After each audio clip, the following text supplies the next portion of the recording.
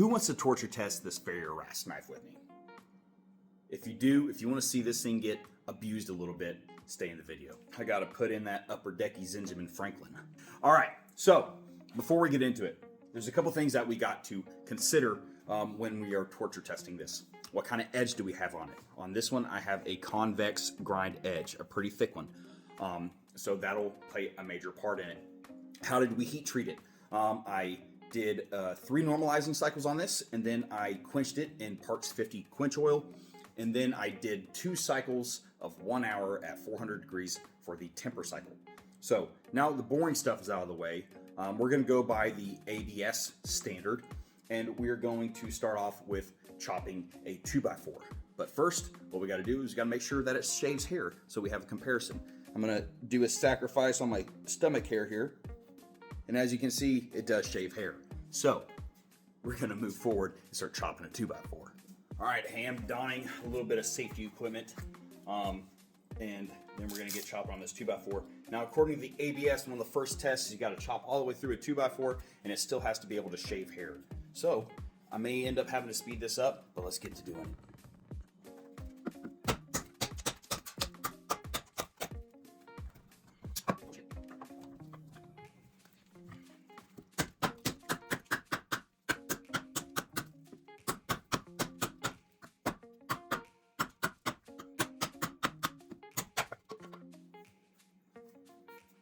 All right, one single cut.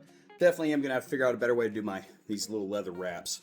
I just did that for this, but so far the edge is looking pretty good. I don't see any glinting, and we're gonna use the belly, same area that we shaved with earlier. See how that held up. See if it'll still shave. More sacrificial hair shaving. I don't know if you can see it, but it's right there. It does still shave. So next, we're gonna get really abusive to this blade. All right, so what we're gonna be doing next is I have a piece of deer antler nailed down to this piece of wood. And in true, I guess you could say, forged in fire fashion, we're gonna be taking 10 strikes on this thing. I really wanna see what this edge can do. I'm hoping it doesn't destroy it, because I still would like to sell it after I fix the edge after all this. But so we'll see. And let me put it in the vise, and then I'll turn the camera back on. All right, got my gloves back on. And I make sure I have the eye pro for safety reasons. Over here, we have the antler. And so we're gonna give this thing 10 whacks and see if this blade survives hitting this antler 10 times.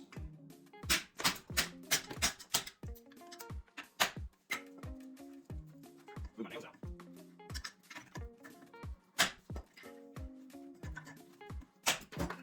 A 2x4. One more, just for the hell of it. All right. Let's clean up this edge. Let's see what we got here. All right, so we got a little tiny bit of glinting on the belly right here in the curve. But not too much more. I'm trying to see what all we got here. Let me wipe it off on my pants. We have the smallest little bit of glinting. I don't know if you can see it on the edge. So I'm actually super impressed with that. Will it still, I don't want to shave off any more belly hair, but I mean, I guess get this little section in between the 2 red dots. So let's get up in here close and see. I know the tip will. Dude. All right, we got one final test. I'm going to get another 2x4.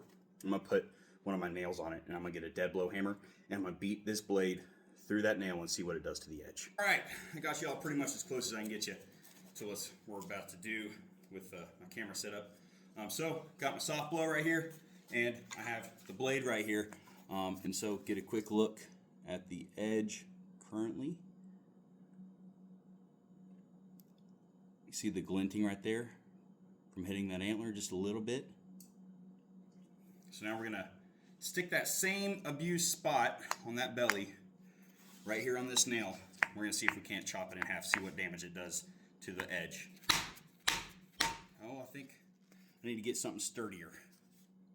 Fresh now, I pulled out my cutting board that I use for making my leather sheaths. So I am going to pick a slightly different spot so that we're not just doing the same spot that got rolled over a little bit right there from the last one. So I'm going to move a little bit further up right here on the edge, and let's see what it does.